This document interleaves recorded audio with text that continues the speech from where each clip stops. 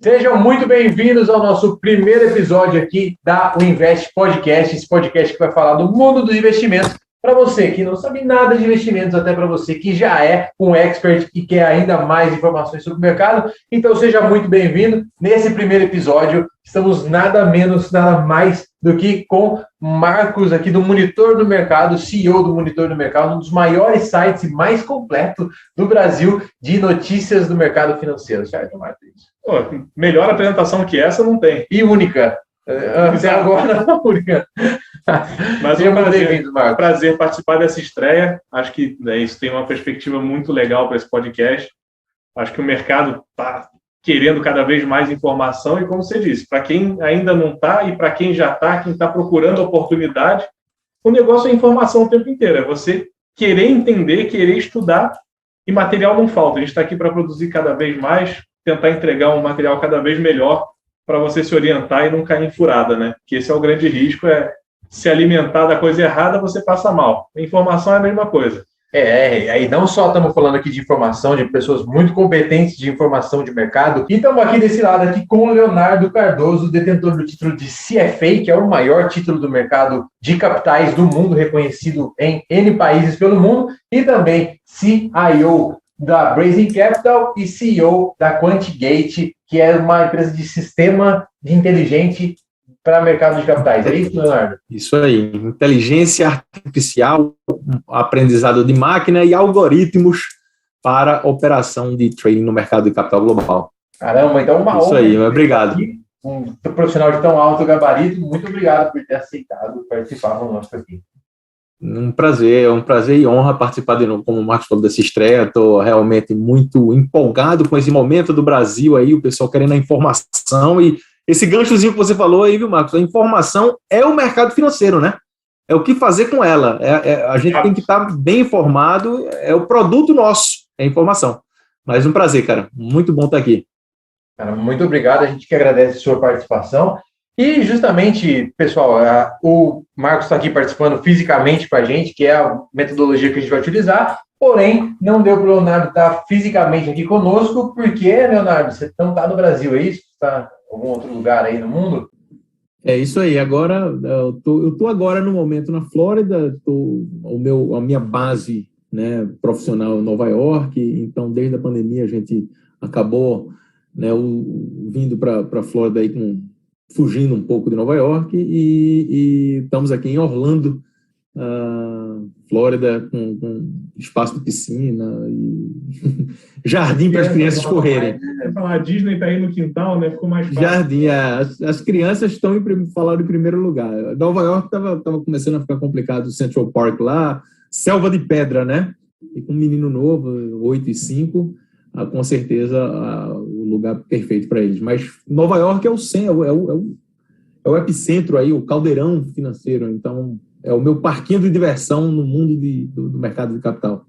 E pegando esse gancho justamente, então, Leonardo, como que foi chegar a ser CFA e como que você foi parar nos Estados Unidos aí?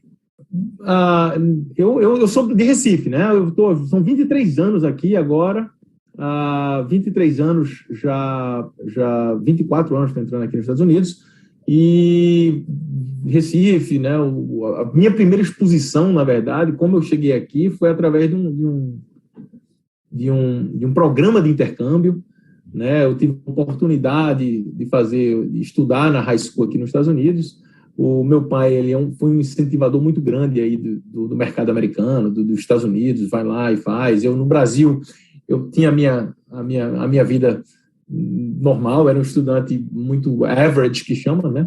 Na média. E na média, né? Ali na média, eu fazia o necessário, realmente, porque as tentações do Brasil são muito grandes, muita festa, muito carnaval, e acho que não eram desafiados o suficiente. Então, meu pai sempre foi um fã dos Estados Unidos e colocou essa pulguinha para fazer um intercâmbio, consegui fazer, acabei indo para uma cidadezinha muito pequena, de 500 pessoas, South Dakota, e lá nessa experiência de um ano no high school, eu fui mordido pelo mosquitinho do investimento através de uma classe de banco imobiliário, tipo, mais ou menos, economia doméstica, onde a gente tinha que investir, um dos exercícios era investir o que sobrava né, do orçamento doméstico, ia na livraria e escolhia uma empresa para investir. Por eu já ter viajado antes... Inimaginável isso aqui para no Brasil. Pois é. Na escola, um estudante ter que escolher uma ação para investir, imagina que legal. Para investir, quase uma exatamente. utopia pensar nisso aqui. Mas chega lá, a nossa missão é justamente essa aí, né? De transformar o mercado de capital de acesso a todos e mostrar que não tem nenhum bicho de sete cabeças. Então, a minha escolha, por coincidência, eu já conhecia a Disney, já tinha viajado, e vou escolher a Disney. E daí fiquei louco por aquilo ali, a ideia de você comprar, aquela Disney que tem um parque, a montanha-russa, eu posso comprar também, tem dividendos, né? E daí eu comecei o meu caminho com a ideia de investir, né? Eu acredito que eu tive a sorte da idade relativamente novo, de saber o que eu queria e dediquei aí todos os meus esforços para isso, né? Acabei voltando para o Brasil, não consegui ficar, acabei voltando para o Brasil, servi o Exército, trabalhei com meu pai durante um período, meu pai era empreendedor no ramo de saúde. Mas você queria ficar lá nos Estados Unidos nesse momento? Quando você soube eu estava louco para ficar. Eu estava louco para participar do mercado, né? Eu gostei daquela coisa, só que eu acho que eu não tive a maturidade suficiente para achar uma maneira de ficar. E daí acabou o programa, tinha que voltar, mas ficou já na minha essência a ideia de que, eu tenho que conseguir. No Brasil não tinha, ainda até hoje não tem um curso de finanças específico, né? Eu acredito, um bacharelado, você se graduar em finanças, administração, curso de administração. Então, eu acho que é o mais próximo, e alguma especialização que você faça. Então, eu fiquei com isso na cabeça, né? Eu tenho que conseguir voltar para os Estados Unidos para participar disso daí. As informações eram poucas no Brasil, não tinha como eu acessar o mercado americano do Brasil, então ficou na minha mente e fui fazer outras coisas que eu acredito que me ajudou, né, nessa jornada. Entrei no Exército, como eu falei, passei a trabalhar com meu pai na parte empreendedora. Eu gostava muito de business, né? Essa exposição lá, eu entendi um pouco sobre business e gostei muito da ideia da administração. E depois disso, né, nesse tempo, surgiu, então, conversando com ele, meu pai continuou dando incentivo para voltar, e eu acabei dizendo, então vamos fazer faculdade. Então, fiz o que precisava para poder voltar para os Estados Unidos e daí começar realmente essa vida aqui nos Estados Unidos, desde a faculdade, que é quando eu tenho a minha vida, talvez, vamos dizer, adulta responsável, nos Estados Unidos, fazendo faculdade, se graduando e começando a trabalhar no mundo corporativo. Fiz né, estava com vontade de voltar para os Estados Unidos e consegui, né, junto com o suporte, o incentivo da minha família, foi o meu maior incentivo para poder voltar para cá e fazer faculdade e começar a minha carreira aqui, na minha vida adulta, como eu falei. Então você voltou para o Brasil, ficou 3 anos aqui no Brasil, servindo no Exército, trabalhando com seu pai, até conseguir arrumar uma maneira de ir para os Estados Unidos de novo. Aí você conseguiu finalmente voltar para os Estados Unidos e fez faculdade de finanças, é isso? Qual foi? Faculdade de finanças, com graduação de finanças e economia. Em que lugar que era a faculdade? Em Flórida, Universidade da Flórida. Legal. Pertinho do Brasil aí, muito igual... O estado mais brasileiro dos Lima, Estados Unidos. O estado mais brasileiro dos Estados Unidos. E foi uma coisa fantástica. A exposição, você passa a ter os acessos, os recursos e tudo mais. E acabou que no último ano, né? Então, estava com a intenção de ficar já, não queria voltar para o Brasil depois da faculdade. Tinha que achar uma maneira dessa vez de ficar. Aqui nos Estados Unidos, o último ano da faculdade, você tem a feira de trabalho da faculdade, e é onde vêm os empregadores, né, das corporações. Eles visitam durante uma semana várias faculdades ao redor dos Estados Unidos para fazer contratação dos graduandos para o próximo ano. Então, eu já estava, né, querendo trabalhar em Wall Street, fiz entrevista com todos os bancos de Nova York, Lehman Brothers. Eu me lembro que era o que chegou mais próximo para me dar esse visto. Acabou que não consegui ainda, né? Tava batalhando, eu entrei pela porta do lado, vamos dizer assim. Eu acabei indo para uma empresa muito participante do mercado, na verdade, no momento ela que estava mais em ascensão, a Enron, que era uma empresa do Texas, uma empresa core de tecnologia, porém estavam se transformando em ser um participante de mercado, né,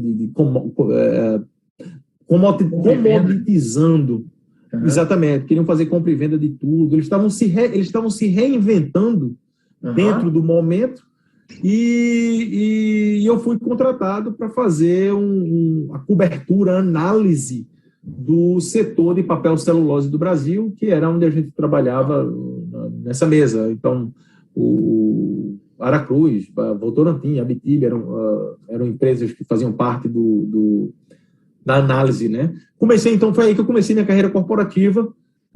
Obviamente, para quem quer saber da Enron, recomendo um filme chamado Smartest Guy in the Room, o nome em inglês eu não sei, uma pessoa mais sabida mais esperto da sala. Da sala, o mais esperto da sala deve ser, alguma coisa assim. É um filme excelente.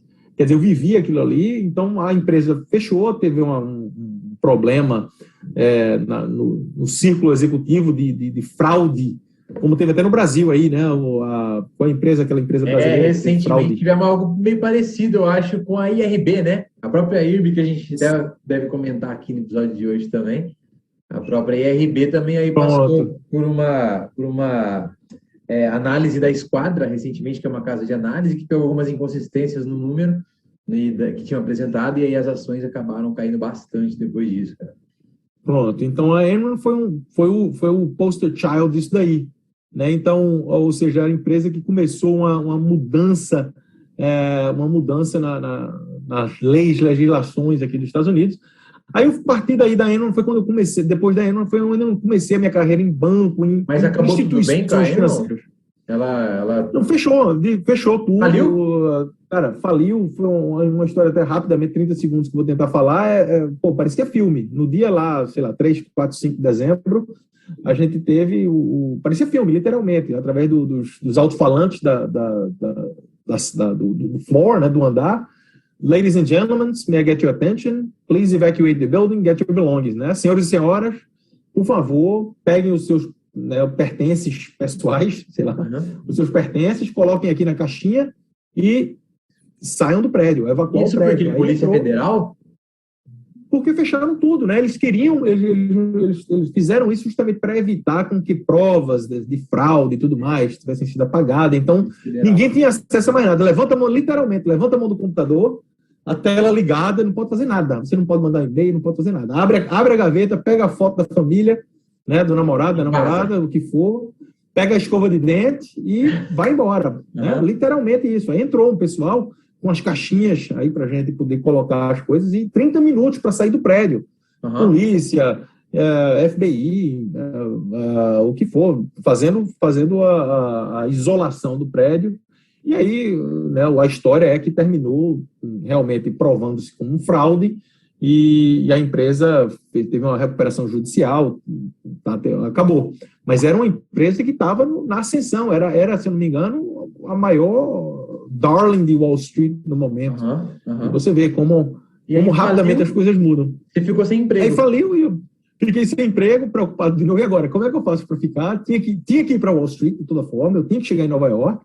Apareceu uma oportunidade para trabalhar no JP Morgan, e aí é onde eu começo mais ou menos minha carreira nas áreas institucionais, nas empresas financeiras institucionais. Trabalhei no JP Morgan durante um bom tempo, na área que depois veio a ter um problema também, acho que eu estava um precursor. O pé frio, o pé frio, ou então é aquela história, você... Na área de mortgages, né, dos imóveis, da crise financeira de 2008, aquilo ali, eu estava num departamento que a gente fazia a gestão dos portfólios que gerou a crise financeira de 2008, né? Um dos multibilhões de portfólio da indústria, né? Então a gente tinha só 3 portfólios, mas foi uma experiência incrível porque eu vi o antes né, de acontecer, que ninguém achava que ia acontecer nada, não era óbvio. Teve a crise, aí, porra, caramba, eu agora, o que é que eu faço hoje em dia? Tudo que eu faço, eu estou já pensando, porra, o que isso aqui vai acontecer no futuro? Então, isso aí foi uma boa formação como profissional para poder entender, para poder você, pô, isso aqui hoje, né? O que é que isso pode acontecer no futuro? Porque a gente não tem a mínima ideia do que é que vai dar errado, né? Uhum. Então, mas foi uma escola muito boa, JP Morgan. De JP Morgan eu passei para Citigroup, também um outro nome, empresa gigante. JP Morgan, para quem não sabe, não conhece, é o maior banco americano, aí hoje 400 bilhões de dólares, se eu não me engano. Itaú, é o Itaú 50 vezes bilhões 10, de né? dólares. O Itaú vezes 10 seria mais ou menos uma boa comparação. Saí do JP Morgan, fui trabalhar agora na parte mais de gestão de capital de pessoas. Comecei a fazer o meu CFA também. Foi aí que eu comecei a descobrir, né, nesse momento, o que é que eu precisava. E daí o CFA, comecei a saber mais e mais sobre o CFA. Comecei a estudar, trabalhando no Citigroup. Daí eu passei para um hedge fund. Depois do Citigroup, um período onde eu trabalhava com as pessoas, né, na parte de advisory, mas eu queria fazer a decisão de investimento, eu queria participar do processo de decisão de investimento, e daí, né, nesse caminho, eu acabei entrando para ser um operador de ação, vamos dizer, num hedge fund, onde a gente realmente fazia, no caso, compra e venda. Continuei na jornada do CFA, que é uma jornada de 3 anos, de estudo, de preparação, mais de, sei lá, 3.000 horas, 2.000 horas para cada um dos níveis. E nesse momento de transição do hedge fund, mudaram um pouco as regras da empresa e não fez mais sentido para mim. Então, o que é que eu fiz? Eu digo, pô, eu tenho que ir para Nova York, eu tenho que chegar lá em Wall Street. Minha irmã morava, né, em Nova York. Eu disse, Juliana, eu tenho uma irmã que mora aqui e outra no Brasil. Eu disse, Ju, eu estou indo para Nova York. Eu vou para aí, daí a gente vê o que acontece. Fui para Nova York, long story short, acabei entrando para trabalhar num banco israelense, onde eu passei os últimos 10 anos da minha carreira fazendo a gestão de 500 milhões de dólares de uma estratégia global macro, que a gente vai falar um pouco sobre o mundo do investimento. Então, foi essa aí a minha jornada corporativa. Pô, 500 milhões de dólares é equivalente hoje a 2,5 bi de reais. Tem fundo que não tem isso aqui hoje sob gestão. De reais, exatamente. A gente tinha investimento global, multimercado, né, que é o que se chama aí no Brasil, ação e renda fixa, de mais ou menos, devia ter um número de mais de 1.100 investidores dentro dessa estratégia global.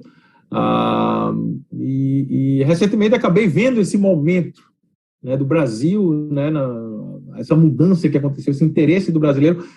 Comecei a falar com... Né, eu sempre fui um cara da parte técnica de gestão, então a minha função nunca foi realmente de relacionamento. Eu tenho várias pessoas que são amigos do Brasil e falando sobre investir no exterior, BDR, etc. e tal, e eu vendo o gap que existe de conhecimento do brasileiro, né, eu vi como uma oportunidade de realmente trazer esse meu conhecimento de 23 anos para o público brasileiro e mostrar para eles que não tem mistério você ser hoje um investidor global.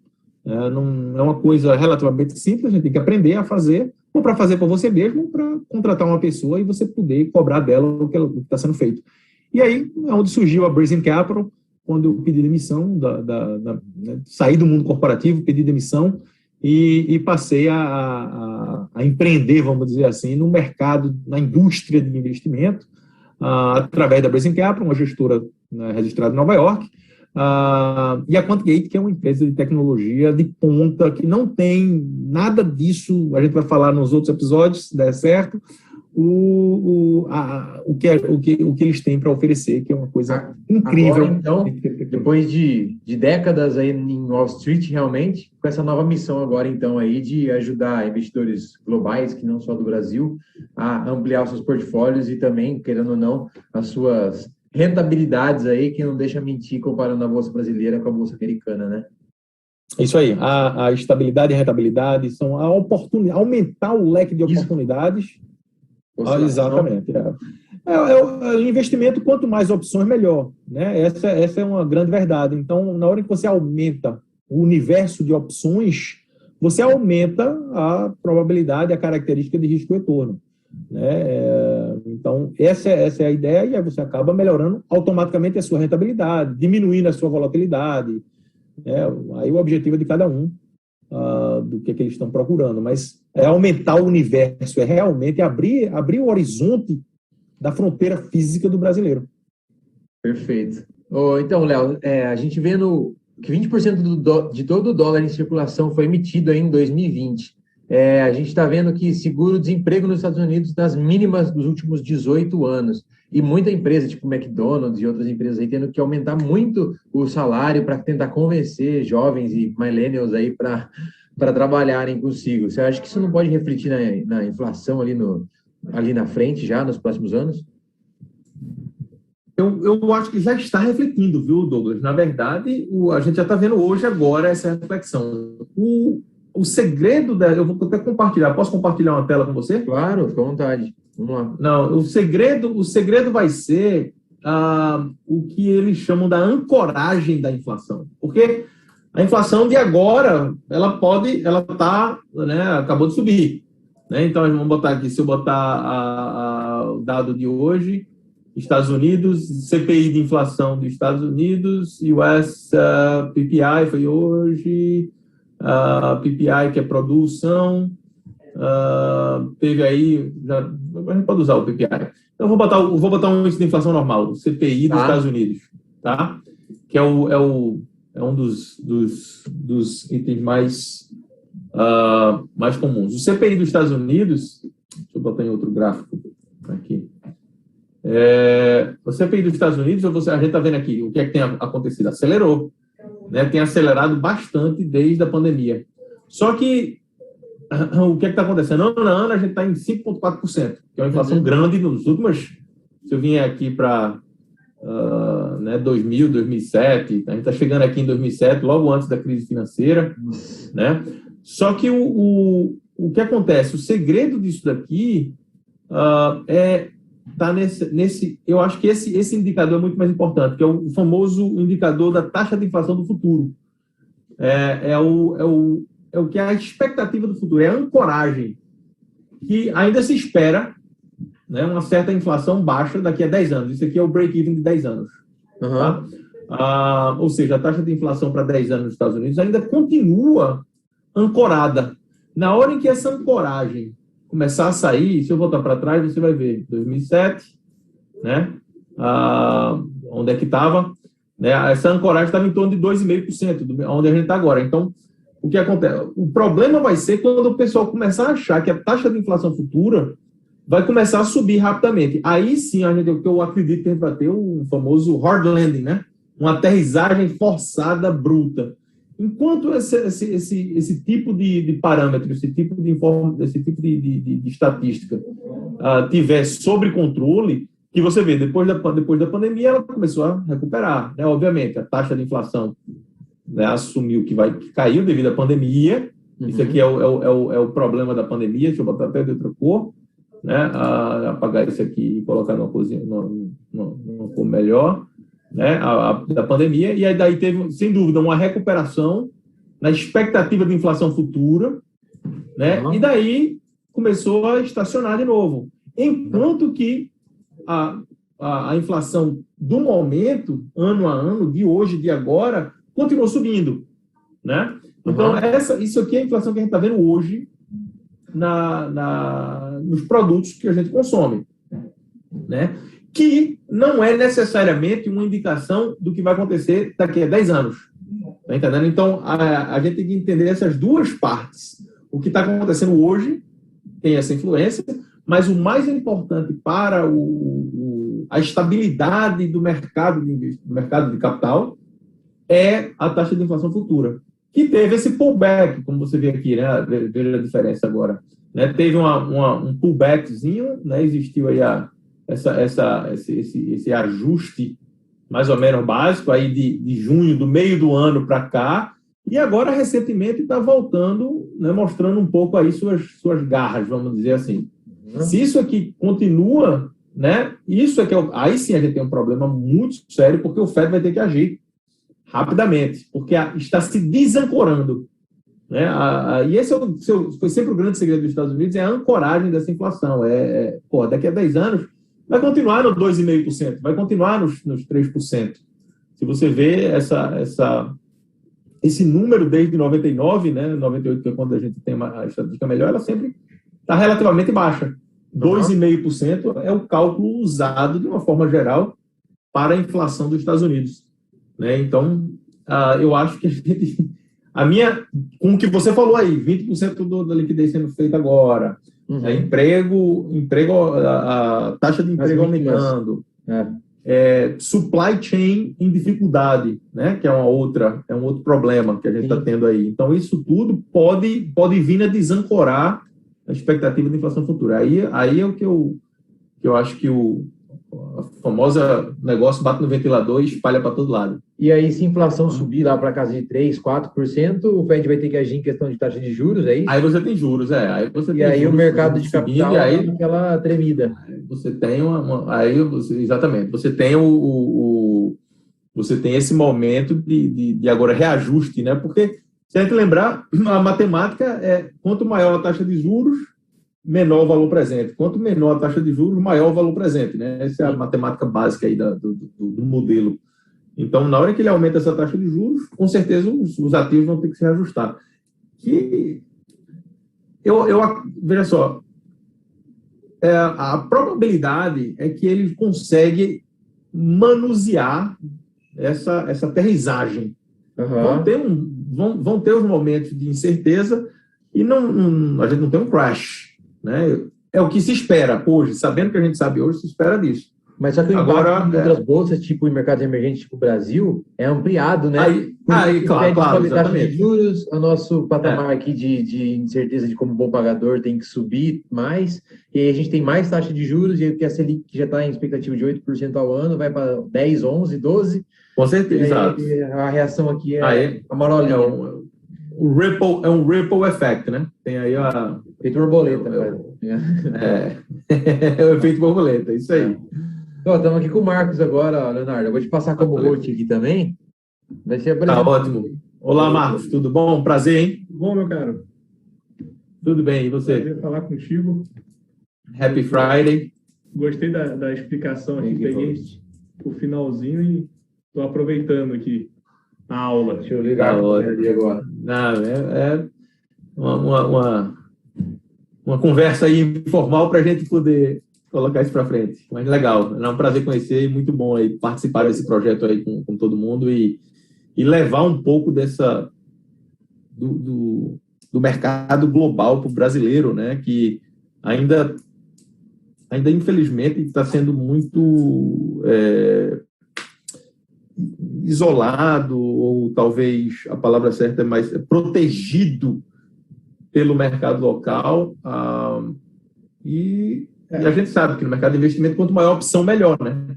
Agora a gente tem mais facilidade para o investidor, pessoa física, gente como a gente, entrar em BDR, por exemplo, que era uma coisa completamente fechada até ano passado, né? E que já abriu muito o leque de opção e dá aquela pulga atrás da orelha ali do investidor quando ele enxerga que, no caso das BDRs, 30% tiveram retorno abaixo da inflação brasileira, enquanto no caso das ações nacionais foram 70%. Né? Sim. Muito grande quando você faz a comparação já das BDRs, quando você bota na sua carteira. Né? Sim. Para ti, né, que acompanha esse mercado americano de perto, ou a grande diferença de investir em BDR ou em ações diretamente no mercado estrangeiro, qual seria? A gente pode entrar no detalhe, eu vou tentar simplificar para o propósito da nossa audiência. Né? Tem os prós e cons. Veja só, os dois têm prós e cons. Em investimento, uma coisa que eu aprendi sempre é que não existe realmente a resposta errada. Depende da intenção de cada um, depende da situação de cada pessoa. De uma forma geral, a facilidade do BDR entre não fazer ou fazer BDR, se você não pode fazer internacionalmente, então faça um BDR. Ela está ali, a a facilidade está para você. Agora, se você tem a condição de ter um investimento direto fora, tem alguns prós de você investir diretamente, que são os problemas da BDR, que é a falta de liquidez local. Está melhorando, tudo isso vai melhorar. A simplicidade, eu acho que é o fator principal da BDR. É mais simples para o brasileiro, ele não tem que se... Eu tenho conta na corretora, eu basicamente digito o código da BDR34 e faço com o dinheiro que já está na minha conta. Eu não tenho que abrir conta e mandar dinheiro para fora, né? Só que a gente tem um universo de ações muito menores, né? Quantas ações? É isso que eu ia dizer. Com a simplicidade tem um custo, né? O custo tem a falta de oportunidade, vamos dizer. É sempre risco-retorno. Né? Então, você escolhe a simplicidade, agora você tem detrimental em algumas coisas. Mas foi simples. Então, acho que o BDR deve ter em torno de 500, 600, talvez, opções para o brasileiro hoje, enquanto que no mercado só americano, se a gente for computar todo o mercado de balcão, mercado pequeno, micro, balcão, micro, pequeno, médio e grande, a gente tem, seria o mercado de balcão, a gente tem, sei lá, mais de 5 mil, 7 mil opções de investimento. O mercado de balcão é um mercado que pouca gente conhece. Tem um mercado que eu chamo do Pink Sheets. O Pink Sheets é um mercado negociado de balcão que as pessoas têm ações obscuras que ninguém nunca ouviu falar, mas existe ainda uma negociação, existe um local para se negociar essas ações. A gente tem alto risco, alto retorno. A gente tem a opção aí nos Estados Unidos, então, de investir numa empresa que seria, vamos dizer assim, menor que uma small cap, seria uma startup, Seria um microcap, né? Você tem empresas, por exemplo, a gente monta uma empresa em lista no mercado de balcão. É uma coisa muito simples de fazer isso, honestamente. O problema é o quê? Que não tem compradores e vendedores suficiente para criar volume de transação. O ato de listar uma empresa numa bolsa, seja uma bolsa regulada como New York Stock Exchange, Nasdaq, etc., ou um ambiente de negócios de balcão, né, é relativamente simples. É uma regra relativamente simples de se fazer. São aquelas penny stocks, ele se considera... penny stocks, ele se considera... É um mercado. A gente está acostumado... A Bovespa, o único mercado do Brasil é a Bovespa, né? Então, qualquer negociação... Quer dizer, Bovespa futuro, vamos dizer. Qualquer negociação é feita lá. Aqui a gente tem, sei lá, vou chutar umas 20 bolsas diferentes. E essa menor de toda é o que se chama o OTC, Over the Counter, que é o mercado de balcão, ou seja, um lugar que antigamente a cotação era feita por appointment. Então, quer dizer, você ligava para a sua corretora, eu quero comprar a empresa XYZ, que é negociada nesse balcão. Aí a corretora ligava para outra parte e dizia, eu tenho um comprador interessado, me dá uma cotação. Aí ela dá uma cotação e aí ficava nesse bid-ask, né? Não é eletronicamente, como é hoje você comprar Facebook, tem, né, automaticamente a cotação. Mas o mercado existe, é um mercado grande, de vários emissores, né? Agora, o que acontece? A informação é menos transparente, porque a regulamentação ela é mais leniente, ela é menos como é que diz? Menos dura, né? Porque são empresas pequenas, que não estão aí em vários portfólios, então não precisa de auditoria de balanço, não precisa de uma série de coisas. Aí você pode entrar em um problema, né? Pode entrar numa fraude.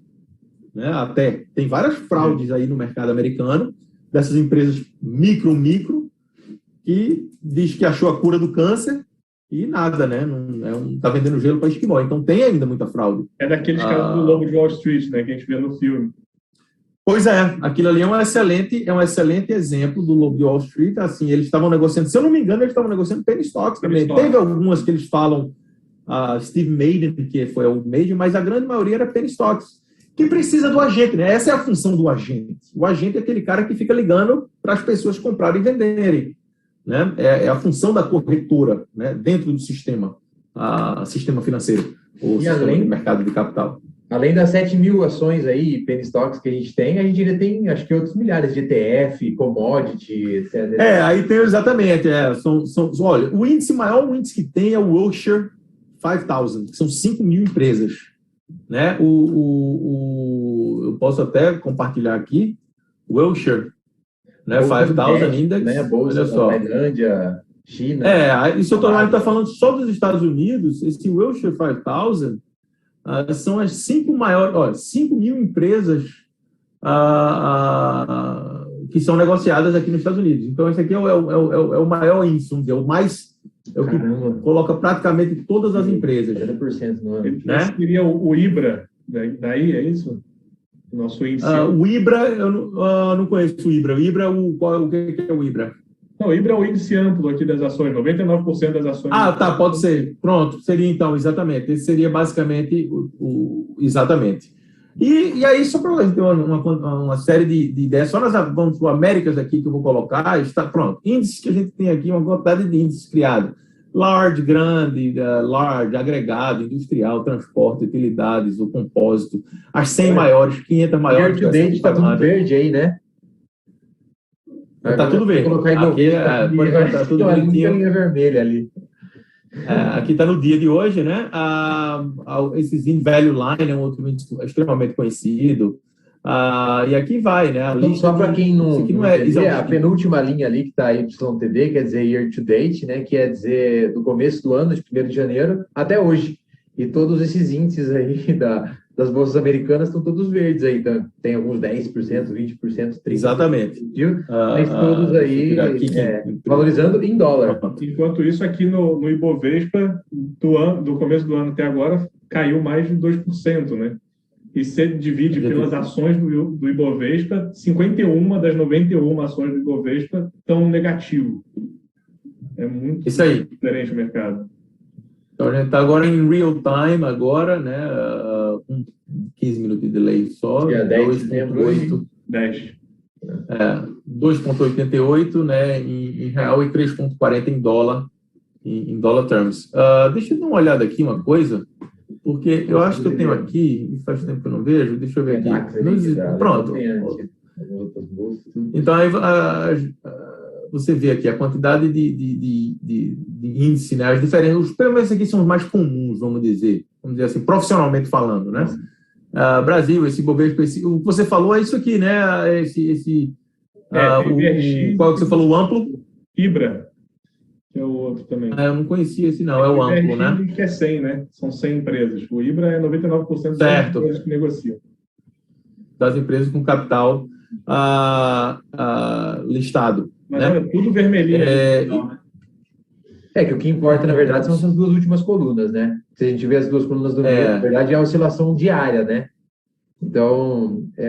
Aqui vai ser do dia, exatamente. Aqui no meio do dia, essas últimas duas colunas a gente tem aí no ano 5,67 em dólar e em real. Agora, para a gente ver o tamanho do mundo, deixa eu puxar, já que a gente está falando sobre isso, deixa eu puxar isso aqui, ó. Que o tamanho do mundo, pessoal, Global Indices, quando a gente está falando de mundo, eu gosto sempre de mostrar essa tela, de pôr o mundo de uma forma resumida, tá? Eu coloquei aqui, obviamente não dá para ser tudo, porque teriam outras telas, mas pelo menos o que a gente mais ou menos acompanha como uma forma global. Eu tenho aqui os meus índices, né, mais populares da América desenvolvida, seria no caso Canadá e Estados Unidos, aqui esquerda em cima. A segunda caixinha são as Américas emergentes, vamos dizer, os índices mais populares, né? Aí tem Argentina, Brasil, Chile, Colômbia, México, Peru. A gente tem as bolsas, no caso não é nem índice, as bolsas aqui de equity, né? A gente está falando só de equities aqui no momento, só as ações. Europa desenvolvida, né? São pouquíssimas as bolsas que estão negativas esse ano, né? De novo, é a última coluna ali, year to date. Os índices, exatamente. No ano, né? A coluna do ano, isso em dólar, a gente tem aqui Bovespa 2,94, a gente tem aqui também a Colômbia, né? 8,13, 17 aí do Peru. E aí vem os mercados, as bolsas de mercado emergente europeu, né? Sofix, Croácia, Praga, Cyprus, OMX, que OMX é Estocolmo, se eu não me engano, esse aqui, Estocolmo, Tallinn, Tchecoslováquia, se eu não me engano, República Tcheca, Budapeste, Cazaquistão, etc. e tal, Malta, o resto aqui do lado direito, né? Só é mercado emergente europeu, mercado desenvolvido asiático, né? E o mercado emergente de fronteira na África, Ásia e Pacífico, né? Aí tem o resto lá do meio oeste.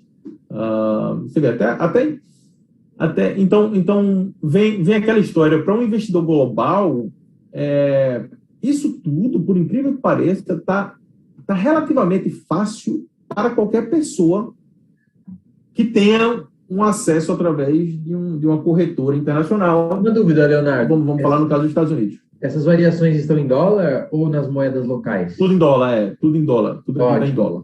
Tá. Desculpa. Não, em dólar em dólar de acordo com a moeda local, tá? Aqui, cada uma moeda local, Estados Unidos, né? Na sua moeda local, correto. Porque, por exemplo, a de Caracas ali, que é uma que me chama a atenção, né? Que é a última linha ali de Américas, né? Subiu mais de 350% esse ano. Mas eu não tenho essa informação aqui, mas se, por exemplo, a gente visse a bolsa da Venezuela, por exemplo, em 2020, a moeda, o bolívar venezuelano, caiu 90% em relação ao dólar. Ou seja, a bolsa precisaria subir 1000% para compensar essa queda do poder de compra do bolívar venezuelano. Então... Pois eu posso até tentar colocar aqui o bolívar para ver, né? Vamos ver aqui, vamos inserir aqui o bolívar. E daí a gente vê aí a depreciação de 100%, né? A gente tem aí 4 milhões. É isso mesmo. 4 milhões de bolívares venezuelanos equivalem a $1. Caramba. 4 milhões, exatamente. Então, aqui eu coloquei somente as moedas para a gente ter uma certa... Então, se o Warren Buffett tivesse nascido na Bolívia, provavelmente ele não seria conhecido como é hoje. Ele teria muito bolívar. Se comprava alguma coisa com ele, é outra história, né? Exatamente. Mas dá para comprar um iPhone hoje, que deve estar custando na base de $800, $900, em notas de bolívares venezuelanos, você tem que chegar com alguns caminhões, né? Um carrinho de mão, né? E comprar, você vai com um carrinho de mão, exatamente. Por isso que países como esse, aí vem a história do Bitcoin, que pode ajudar, né? Eu particularmente ainda não acho que é uma moeda, eu acho que é um commodity, a volatilidade e a commodity de Bitcoin usa para outro segmento. Primeiro que não tem poder. Quando as coisas começarem a ser precificadas em Bitcoin, eu acho que aí é quando realmente começa a trocar a dinâmica. Ele não é aceitar Bitcoin, né? No dia a dia, né? Ele é o último em grandes transações. Exato. Ele ainda tem uma taxa meio alta em se comparando como eu vou pagar um café, que eu vou gastar R$5 ou $1 com Bitcoin, se a taxa de transação é $5. Não faz sentido, né? Ainda. El Salvador agora botou o Bitcoin como moeda oficial, né? Moeda oficial, exatamente. E por consequência, o McDonald's, Pizza Hut de El Salvador tiveram que passar a aceitar Bitcoin. Sim. Ou seja, agora pode ser algo que seja difundido. Mas uma coisa é aceitar, a outra é precificar em Bitcoin. Exato. Justo. Né? Aceitar a gente pode, até é fácil. Hoje você vai pagar 0,001 Bitcoin. Amanhã talvez... então, mas o problema é quando for precificado, que aí não dá para ter essa volatilidade. Né? Então, por isso é que eu não considero uma moeda como moeda. Né? A característica de moeda é ter reserva de valor. Storage of value, né? Reserva de valor, exatamente. Storage of value, ser usada para compra e venda, que aí no caso agora está sendo usada, mas não tem ainda essa reserva de valor ainda. E meio de troca. E já é também. Meio de troca. Já é meio de troca, exato. Mas isso aí vai ficar uma live inteira para isso aí, para falar sobre... Você falou uma palavra que eu queria explorar mais, que você falou da volatilidade. A volatilidade na Bolsa brasileira, enfim, tem sido dolorosa para qualquer investidor. Olhando no mercado americano, como é que você vê essa diferença entre o sujeito que está exposto aqui a um mercado cheio de intempéries e o sujeito que está exposto a um mercado muito desenvolvido e que a gente, enfim, vê ele comandando os outros mercados, né? Como é que a volatilidade atinge o investidor americano? Essa é uma pergunta interessante, porque a volatilidade... Aqui a gente encontra todo tipo de volatilidade, desde de uma volatilidade mais baixa, ou seja, empresas maduras. Então, se eu for comparar maçã com maçã, vamos dizer, as 10 empresas mais negociadas do Brasil, com as 10 empresas mais negociadas dos Estados Unidos, aí sim é uma comparação talvez justa, que no caso eu tenho uma volatilidade muito menor dessas 10 empresas mais negociadas, vamos dizer. Então, não só as 10 empresas mais negociadas, mas talvez as 10 empresas que estejam presentes nos portfólios das pessoas, de investidores americanos. Agora, o que acontece? Eu também encontro, e isso eu tenho até um artigo que para ser publicado, que é justamente sobre a história do viés doméstico. Isso, o que acontece? O americano, por que às vezes ele não quer investir no Brasil? Porque ele acaba encontrando no quintal da casa dele, no viés doméstico dele, a mesma característica de risco-retorno que ele encontraria num país emergente, não só no Brasil, como emergente de uma forma geral, menos o risco institucional. Né? Eu não preciso me preocupar se a justiça brasileira vai fazer alguma coisa.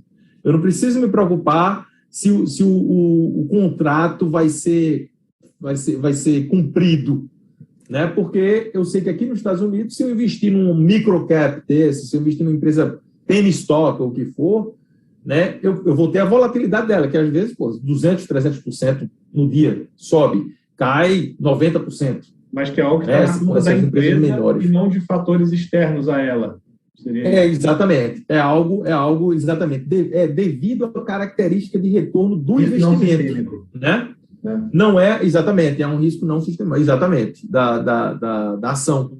Aí o investidor americano, ele também sofre desse viés doméstico, só que ele pode sofrer esse viés doméstico, porque o mercado americano é o maior mercado, é 50% do mundo, mais ou menos, give or take, 50%. Né? Então, ele acaba tendo esse espectro de risco-retorno. Já o brasileiro, né, o que acontece? Ele está pescando no aquário. Né? É um mercado muito pequeno, e ele está sujeito não só aos riscos sistemáticos, como também ao risco não sistemático, que influencia todo mundo. Então, quando ele fica restrito a somente aquele universo, né, aquela opção limitada, a característica de risco-retorno dos investimentos são todas muito parecidas. Se você separar elas por blocos, né, as empresas, todas elas empresas grandes, e principalmente se você fizer separação não só por blocos de tamanho e setor, por exemplo. Se você pegar todos os bancos, em geral, eles se movimentam todos juntos. Né? Quando acontece algum problema no Brasil, não interessa se você está com Itaú ou Bradesco, sei lá, aconteceu falaram besteira ou alguma coisa, né, teve esse impacto sistemático, Itaú e Bradesco cai, né? Obviamente que um vai cair menos do que o outro, etc., mas eles são impactados de forma mais forte. Enquanto que aqui você tem uma opção maior para esse tipo de volatilidade, você encontra ativos que vai dar aí 20%, 30%, 40% de e algumas das maiores ações da Bolsa de Valores brasileira, na verdade, inclusive ainda sofrem com esse risco não sistemático também, mais do que as outras, como por exemplo Petrobras, Banco do Brasil, por serem estatais. Então, quando teve aquele atrito também recentemente aí do presidente da Petrobras, que ia influenciar ou não no preço dos combustíveis, a Petrobras mergulhou, saiu de R$30 para a base dos R$15 lá, por causa da base política. Olha, a presença da Petrobras no Ibovespa também faz com que o Ibovespa afunde a cada vez que a Petrobras afunda, né? E aí você olha o mercado como parece que o mercado inteiro afundou. A ponderação é muito alta, né? A participação da Petrobras é muito alta. E aí você entrou até num ponto interessante. A gente tem assim, alguns problemas desses no S&P 500, por exemplo, quando Apple, Amazon, etc., representam 10% do total. Né? E é interessante esse ponto aí que você falou, porque é engraçado que o índice, por definição, você está investindo no passado. Tá? Veja só, a empresa já subiu, já chegou naquele tamanho. Obviamente que dali para frente ela vai continuar crescendo, etc. e tal, mas o que está dentro do índice hoje já é o que aconteceu já no passado. Né? Por isso é que está aonde está. Né? Então, quando o pessoal investe passivamente no índice, tem esse problema de que você acha que, eu estou comprando Apple, hoje vou ter o mesmo resultado. Você pensa, né? Vou ter o mesmo resultado que tive da Apple nos últimos 20 anos. Não, já aconteceu. É um aviso que vem em todas as análises, né? Rentabilidade passada não é garantia de rentabilidade futura. Não é garantia do futuro, exatamente. É isso aí. Mas isso é interessante. A ponderação é um problema muito grande no Brasil. A concentração, principalmente em setores econômicos, né? Setor material e setor financeiro, causam distorções. Volto a dizer, não é certo ou errado, causam distorções que, às vezes, o investidor pequeno, sem a experiência, sem o conhecimento, não compreende aquilo ali, né? E entra em pânico, se apavora, fica com medo, né? Quando, então, na verdade... É falso, né? Você acompanha o Ibovespa ali no topo do site que você está navegando, lá no topo do monitor, a gente bota, né? Ibovespa, principais altos, principais baixos. Aí você está acompanhando pelo Ibovespa e você vê o Ibovespa subindo, mas as suas ações estão caindo. Porque a Vale naquele dia subiu, porque o minério de ferro subiu e a Vale carrega o Ibovespa com ela. Pois é, então, é isso aí. Como é que você perdeu dinheiro no momento em que o mercado todo parecia ir super bem, né? Exatamente. Um falso negativo. Você fica, puto da vida, né? Pô, que esse negócio de bolsa não funciona, mas é porque você não entendeu aquilo ali, você não está sabendo. Puxando aí para a nossa sardinha para o lado da educação, por isso que a gente, eu acredito plenamente que todo mundo tem que aprender, para dois motivos. Ou para você fazer por você mesmo, né? Ou para você contratar, na hora que você contratar alguém para fazer para você, você fazer as perguntas certas. Mas você tem que aprender, você tem que saber, né, o mínimo necessário, o básico necessário para poder ter essa conversa com a pessoa que você contratou, se você não for fazer por você mesmo, né? Seria essa a ideia de que todos precisamos. E tem algumas ações, acho bem características do que ele falou também, de estar comprando o passado da empresa. Por exemplo, o IRB, no nosso caso aqui. IRB é uma das maiores empresas do nosso índice e participava do Ibovespa, até que ela caiu, salvo engano, 70%, 80% do valor dela, ela perdeu, e acho que, se não estou enganado também, acabou até saindo do índice Ibovespa. Enquanto, na contrapartida, uma das empresas recentes incluídas no índice Ibovespa, o Banco Inter, fez 300%, 400% nos últimos meses, mas agora entrou no índice Ibovespa, mas será que ela vai continuar performando como performou nos últimos meses? Entrou porque performou. Exato. Né? Vai continuar performando é outra questão. Era a única empresa da área. E aí todo mundo tinha a maior confiança, porque era a única empresa que fazia resseguro e estava listada na Bolsa. Putz, é tudo para ser um gigante, né? Só que daí tem o risco de você botar o dinheiro num gigante e ele no dia seguinte tropeçar, né? Eu mesmo acreditava, eu tinha IRB na carteira. Mas aí volta, outra parte, o que eu falei antes, não tem como você nunca ter 100% naquele cavalo certo, né? Então, quando o pessoal fala, pô, e aí, Léo, você gosta de Bitcoin? O que você acha? O que é que o institucional está falando? É bom? Sim, não depende. É bom para quem? Para mim, para você ou para João? Né? Se eu já tenho 90% da minha carteira em Bitcoin, eu vou botar mais 1%, desculpa, é uma merda. Está fazendo besteira. Né? O João, que não tem nada, 0%, é bom, é excelente. É um ativo de diversificação, correlação diferente, etc. e tal, exatamente. Então, é tudo questão de dosagem, né? A gente volta para lado que parece meio óbvio, mas eu acho que é o mais essencial dessa parte educacional, que é falar de diversificação de carteira, né? Então, nossa, eu queria investir de verdade, queria investir na coisa certa. Não existe. De acordo com o momento do país, de acordo com o momento da tua vida, você tem que ter tudo para se equilibrar ali, conseguir ir para todos os canais, né? Mas tem algo, inclusive eu tive a oportunidade de falar com o Léo anteriormente, que tem a questão de ciclos macroeconômicos, certo, Léo? Que aí sim a gente tem as identificações ali de potenciais setores, potenciais ações que se destacam, né? E se quiser explorar mais, inclusive, isso. Essa é a ideia a gente sabe, né? O movimento ciclo da economia e o mercado financeiro. São duas coisas diferentes, né? A economia anda numa ciclicalidade e o mercado financeiro também tem um ciclo dele. Normalmente, esse mercado financeiro está antecipando o ciclo econômico, normalmente. Né? Então, quando ele vê que vai acontecer um problema no futuro, o mercado financeiro automaticamente antecipa e daí já morre de véspera, né? Feito peru.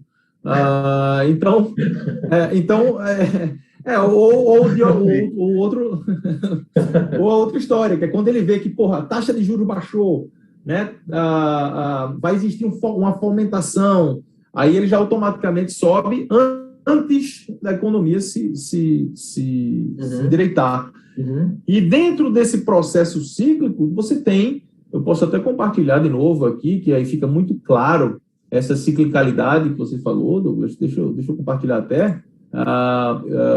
Fica muito claro que aqui o que a gente tem, eu vou depois apagar isso aqui. Então, aqui eu estou usando só os Estados Unidos, tá? Como América, só os Estados Unidos como exemplo. Mas é muito parecido de uma forma geral. Eu tenho aqui o consumo discricionário, consumidor, o setor de consumo básico, o setor econômico de energia, financeiro, saúde, os industriais, tecnologia, material básico, real estate, né, os imóveis, comunicação, serviço de comunicação e as utilidades, né, as empresas aí de eletricidade, gás, utilidades públicas. Então, eu vou tirar isso daqui para poder ficar uma tela até maior. O que acontece? A gente vê que essa linha daqui, a gente tem um certo quadrante que vai desde de liderança, qual é o setor que está liderando, qual é o setor que está ficando mais fraco, que está enfraquecendo, qual é o setor que está atrás, né, que está behind, está correndo atrás, e qual é o setor que está melhorando. Então, esse gráfico é dividido em quadrantes e você nota que o movimento ele é um movimento circular, que é justamente um movimento parecido com a ciclicalidade. Então, a gente tem aqui, em um momento, e aqui eu tenho 12 semanas, eu estou mostrando 12 semanas. Eu poderia mostrar, sei lá, vamos botar 4 semanas, último mês. Não vai mostrar muita coisa, porque eu posso botar, então, deixa eu botar aqui, número de dias. Deixa eu botar, sei lá, 90 dias, que talvez aí, 52 dias, vai ficar muito barulho. Vamos voltar para as 12 semanas, 26 semanas. Longo, é interessante perceber a circularidade de todos os gráficos, praticamente, né? Todos os padrões. Menos são 26 semanas. Em especial, 6 meses, tá? Econômico. Então, eu botei aqui 26 semanas, que são 6 meses. Deixa eu fazer assim, e a gente vamos fazer o seguinte, deixa eu botar só agora, só o consumo discricionário. Tá? Então, o consumo discricionário, ele saiu de... Isso em relação... Desculpa, eu também tenho que dizer. Isso em relação ao S&P. Então, é relativo, né?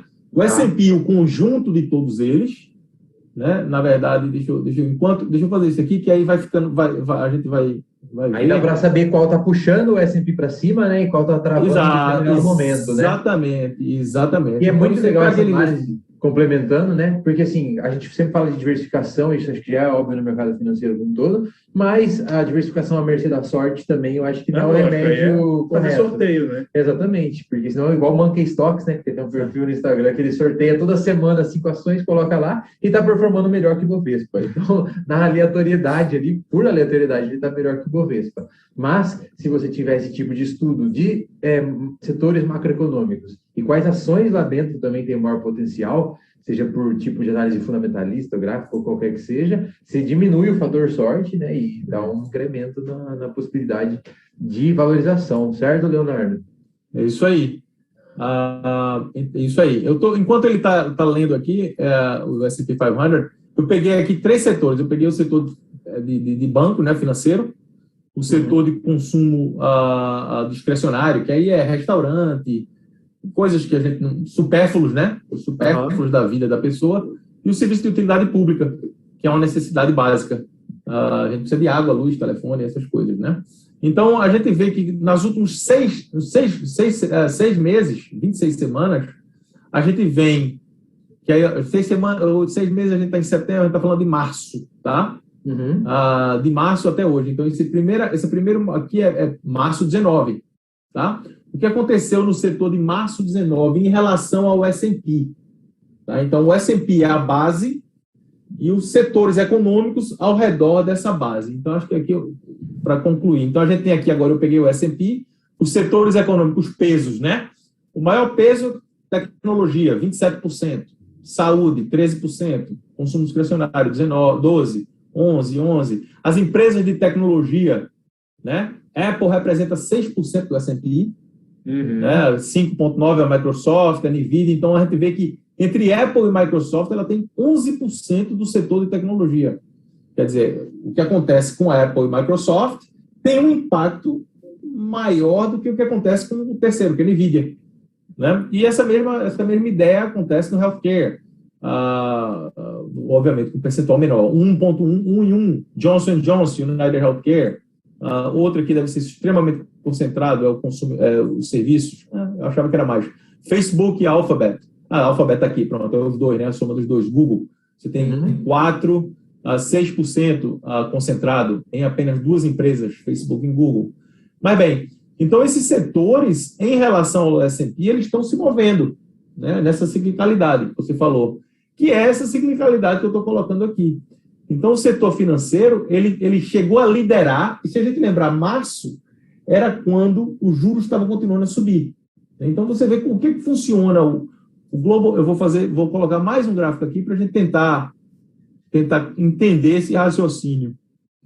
Então, se eu botar aqui juros de 10 anos, em média, então, ó, o que aconteceu nos juros de 10 anos, que é o juros base, tá, do Tesouro Americano, em janeiro de 2020, estava aqui, 21, desculpa, 0,9, e começou a subir, a história da reabertura econômica, né, não tinha delta variante ainda, nada disso, subiu, chegou a um ponto máximo de 1,7.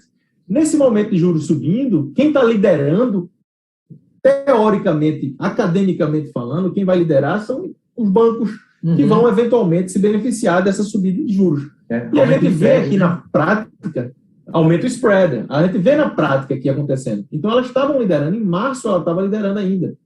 Né? Eu posso até colocar mais para trás, mas vou deixar aqui para a gente não complicar muito, mas a gente vê. Só que na medida em que os juros começam a baixar, a cair a delta variante, a economia vai fechar de novo, aí começa a ter os problemas, né?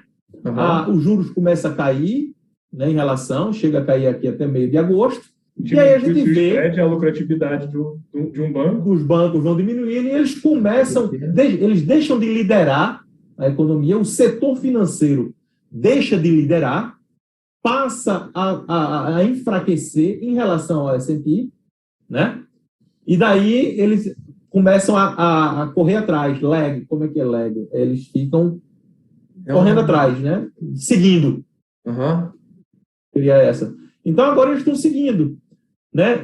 Deixa eu colocar então quem aqui estaria, acho que estaria liderando, seria agora, deixa eu tirar agora esse pessoal aqui, que aí a gente pode ver. Aí quem é que começa a liderar nesse momento? Então, aqui é março, tá? A gente volta a março. Quem estava atrás em março era o outro setor. Quem estava liderando em março era finanças, setor financeiro, banco, juros subindo, e aí os juros começou a cair, eles começam a perder força, e quem vai ganhando força com isso? Um setor que normalmente é menos dependente, menos sensível aos juros. Tecnologia, porque tecnologia você está crescendo, é um setor de crescimento. E aí acontece essa mudança, né, essa ciclicalidade dos setores econômicos. Eles passam de seguir para melhorar, começaram a melhorar aí, vamos botar aqui, ó, março, isso aqui é março, semana a semana, aí vem abril, deve ser abril por aqui mais ou menos, maio aqui, aí vem junho, mais ou menos aqui, aí vem julho aqui, quanto é que é isso aqui? Julho 9, e começam a melhorar e chegar a liderar. E recentemente, nas últimas 4 semanas, eles estão ainda liderando. Só que você vê, a velocidade da liderança começa a cair. Isso para quem dormiu na aula de matemática, como eu não fui um bom estudante no Brasil, eu aprendi aqui, lembra da aula de margem, não sei se vocês... o slope da curva, né? A curva ela pode estar subindo, mas ela começa a desacelerar. Você está numa curva crescente, a tendência é subindo, mas na hora que ela começa a desacelerar, é quando você começa a ver, é o que está acontecendo aqui. As empresas de tecnologia continuam liderando, só que a velocidade com que elas estão liderando está começando a diminuir. Então, o rate of change, né, a mudança, a derivativa, né, a segunda derivativa da curva, que é a tangente. A tangente, o grau de tangência vai diminuindo. Então, está mostrando uma desaceleração do crescimento do setor econômico em relação ao S&P, tá? Faz sentido? Claro, sim, perfeitamente. E aí, é isso aqui é o que tem acontecido. Mas está ganhando do S&P ainda, porque está liderando.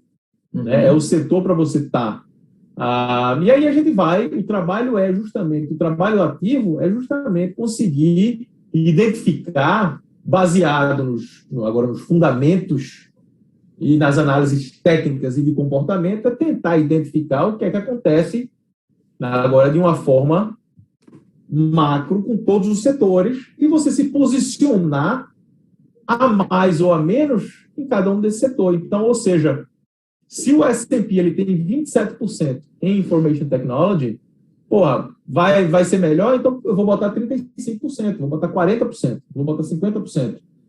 Tá entendendo? Então, esse aí é o famoso alfa, que o pessoal chama, né? Uhum. Eu estou sendo diferente do índice. E aí, essa é a ciclicalidade aí que você falou, Douglas. Desculpa aí, a gente entrou muito mais a fundo do que eu queria, mas... Excelente. Mas eu tenho essa tendência e, por favor, me interrompa, viu? Porque eu vou falar sobre isso aí sempre. E, além disso, claro, a gente está vendo a questão dos ciclos macroeconômicos nos Estados Unidos, aí, de setores, né? Ciclo setorial nos Estados Unidos. E aí, como o Marcos tinha falado aqui também do meu lado anteriormente, a gente ainda tem a questão da volatilidade da Bolsa Brasileira, que pode ser algo a mais para motivar as pessoas a conhecer mais a questão dos setores e do investimento nos Estados Unidos e no restante do mundo. E, além disso, ano que vem a gente tem eleições aqui no Brasil, né? Que pode incrementar ainda mais essa volatilidade toda aí que a gente está vendo já acontecendo, né? Eleição tradicionalmente trava qualquer tipo de reforma, qualquer tipo de novidade em relação à legislação, porque é um período em que, enfim, todo mundo só está preocupado com a eleição, e você, inclusive, tem travas legais de mudanças, né? Então, provavelmente vai ser um ano de pouquíssima atratividade do Brasil para investidor estrangeiro. Que vão estar esperando também o que vai suceder na eleição antes de colocar dinheiro aqui, né? Exato. Isso aí. Mais pelo fato do risco cambial, né, em si, e esse é o maior problema, é o que o brasileiro tem que entender, que o risco, ele sabe, mas ele tem que entender que isso é uma variável extra da situação do brasileiro que está tentando medir performance em outra moeda. Uhum. Na hora que você deixa de ter essa moeda local, você passa a ter esse risco, é um risco de investimento. Do mesmo jeito que é um risco de a gente comprar uma empresa. A decisão do investimento, ela tem a parte cambial, você não tem tanto controle, mas você tem que entender que é parte... Faz parte do risco. Investimento, faz parte do risco. Antes só para vocês terem uma ideia agora, deixa eu só mostrar para você uma coisa aqui, que eu peguei agora o índice global, tá? Eu vou fazer uma separação aqui pelos países, para vocês verem uma classificação via país, para você ver agora o tamanho do aquário mundial, tá? E eu bato muito nessa tecla. Eu não tenho nada contra o Brasil, eu acho que é parte de um portfólio global diversificado, eu acho importante isso. Mas, quando a gente... Hoje em dia, que não existe controle de capital, existe informação, acesso fácil à informação através nas nossas mãos, é uma decisão, uma omissão do investidor brasileiro não ver o que acontece fora da fronteira. E o que eu tenho aqui na frente, eu coloquei aqui uma réplica, vamos dizer, um ETF, um fundo negociado em bolsa, que segue o índice global, para a gente ter uma ideia do tamanho do mundo e o tamanho do Brasil no mundo. Né? Então, a gente vê os Estados Unidos aqui, que representa mais ou menos 50%, ou 57% nesse caso aqui. Isso são todos os países onde tem bolsas de valores com instrumentos negociados em bolsa. E a gente vê o tamanho do Brasil em relação ao mundo, 0,5%. Uhum. Então, o brasileiro está pescando num aquário de 0,5% em relação ao mundo. Menor do que a bolsa da Dinamarca, né? Menor do que a bolsa da Suécia. A soma de todas as empresas, exatamente, todas as empresas negociadas em bolsa, em dólar, né, equivale a 0,5%. Para ser mais exato, eu posso colocar aqui capitalization Brasil. Pronto. O valor, a soma, a capitalização das empresas brasileiras são 925 bilhões de dólares. Tá? Esse é o valor hoje, né, ontem, no caso, né, o valor da soma das empresas. Depois eu posso mostrar quem são. Vou voltar agora, capitalização do mundo. Então. Capitalization World. Bloomberg World Exchange Market Capitalization. 119 trilhões de dólares. O Brasil não é nem um bilhão. Ou seja, o Brasil não tem, é bem por cento, né? Então, exatamente. Então, você está... Volto a dizer, as oportunidades existem, boas, ruins, nada contra. Só que para um investidor prudente, uma palavra que eu uso muito e gosto de usar, é aquele cara, um institucional prudente, por exemplo, um fundo de pensão dos Estados Unidos, o que for, um investidor grande. Um Warren Buffett, ele olha para o Brasil, aí faz, poxa, eu tenho aqui meus bilhões e eu vou colocar 1% do meu total no Brasil. Ele está automaticamente ponderando o Brasil, ele está overweighting. Né? Ele está fazendo uma aposta que o Brasil vai ser melhor do que outros. Né? Então isso, na hora que o brasileiro começa a entender o tamanho do mundo, e essa que é uma das minhas missões, é mostrar o tamanho do mundo e dar o acesso a essas pessoas, eles então entenderem que, realmente essa diversificação, o mundo todo à minha disposição, né, eu tenho que levar em consideração, eu não posso ser omisso a isso. O setor financeiro do Brasil é zero. Em relação ao tamanho do país, né? É impressionante. Em relação a gente está fora do mercado de capitais. A gente é a 10ª. Exato. A gente está abaixo da Dinamarca. E sabe quantas pessoas tem na Dinamarca? 5,5 milhões. Sabe quantas pessoas tem em São Paulo? 12 milhões. 12, exatamente. Em São Paulo, nem Brasil, São Paulo. A gente é o dobro da Dinamarca. Nosso mercado é menor do que o da Dinamarca. Sabe? Pronto, a empresa da Dinamarca que é grande lá é a Novo Nordisk, né, que é uma empresa do setor de healthcare, se eu não me engano. A Nordisk. Aí no Brasil, se a gente for ver aqui agora, então, o tamanho do Brasil, quem são as maiores financeiros aqui, a gente tem. O percentual, vê só, o percentual dela no mundo equivale a 0,04 mundo, pô, Itaú. Realmente. Né? É o que você falou de pescar no aquário, né, Léo? Realmente. É pescar no aquário e tem pescador que não acaba mais, recentemente. E, Léo, uma última pergunta, então, até voltando em BDR, que a gente tinha falado que é a facilidade do investidor de investir hoje, né, que já está com a BDR plugada na corretora, mas é muito fácil também investir direto nos Estados Unidos em todos esses mercados que a gente falou, né? Em relação à operacionalização brasileira. O processo, a tecnologia hoje facilitou de uma forma ridícula, que ao ponto de que realmente eu cogito fazer isso no Brasil. Porque é muito simples. Hoje em dia, o que você precisa? 2 passos, literalmente. Você precisa ter uma conta de uma corretora aqui nos Estados Unidos. O que precisa? Cópia de passaporte, comprovante de residência brasileira, e você assina um documento dizendo que não é residente americano ou residente do Brasil. O seu processo de decisão de investimento. Isso aí é independente se você está investindo no Brasil ou fora. Né? Então, a eletrônico, hoje em dia, 100% eletrônico, tudo uma coisa muito simples. Transferência internacional do dinheiro em 3 dias, 4 dias, no mesmo dia, se você quiser. Você já vê crédito na sua conta. E tem corretoras investir, aí que fazem isso. Exatamente.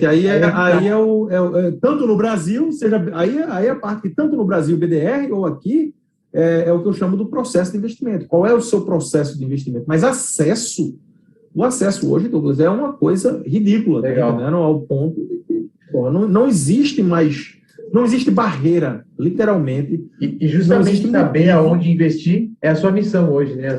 Com quem todo mundo pode contar isso aí. Agora, né? É isso aí. Mas eu fico feliz em poder ajudar. Ótimo. Então, Léo, a gente queria agradecer. A gente sabe que o seu tempo aí é muito precioso, então a gente queria agradecer você de ter participado hoje. Queremos ter você mais vezes com a gente, tanto aqui na Uninvest, como na Wise, como também na Faculdade do Dinheiro e no Monitor do Mercado agora. De portas abertas. Então, muito obrigado, Léo. Pode deixar seu recado final aí, onde as pessoas te encontram. Mais uma vez agradeço a oportunidade, uma honra estar participando desse projeto aí novo, que a gente vai abrir a fronteira, né, abrir os bastidores mundiais aí, global para o pessoal. Eu acho que a melhor maneira é através do Instagram mesmo, né, o leocardoso.cfa. É a melhor maneira mesmo de encontrar e mandar um direct message e entrar em contato. E para quem estiver assistindo aqui agora também, link na descrição aqui de um e-book grátis, justamente para dar um incremento de tudo que a gente falou até aqui agora, sobre como investir, sobre como conquistar maiores rentabilidades dos seus investimentos. Então, o primeiro link na descrição para um e-book grátis aí também, do Leonardo, de autoria do Leonardo, do CFA. E, Marcos, obrigado por ter participado aqui com a gente hoje também. Obrigado pelo convite, Léo. Onde te achamos, Marcos? Nas redes sociais? Comigo é monitordomercado.com.br, não tem erro. Você entra lá, pode me mandar e-mail, pode me achar em Twitter, Instagram, mas o foco é o monitordomercado.com.br. Você vai ali poder falar comigo, poder falar com o Edu no nosso YouTube. Todo dia a gente faz uma live com um grafista, que é o Eduardo Masbanian. E ali você pode, inclusive, tirar dúvida, ver se a oportunidade realmente é boa. Você está no seu processo de investir, você vai lá e pergunta para o Edu, olha, estou olhando essa ação aqui, estou achando que é o momento certo, não é? É para muito tempo, é para período curto? O Edu está lá para tirar dúvida e eu estou aqui para conversar com o leitor e para conversar com quem tiver qualquer questão ali. O monitor está de portas abertas sempre. Fechado, então. Muito obrigado de novo, Marcos. Muito obrigado, Leonardo. A gente se vê no próximo episódio. Esse foi o primeiro episódio oficial do podcast da Uninvest. E a gente se vê na próxima, então. Muito obrigado. Valeu. Até logo, gente.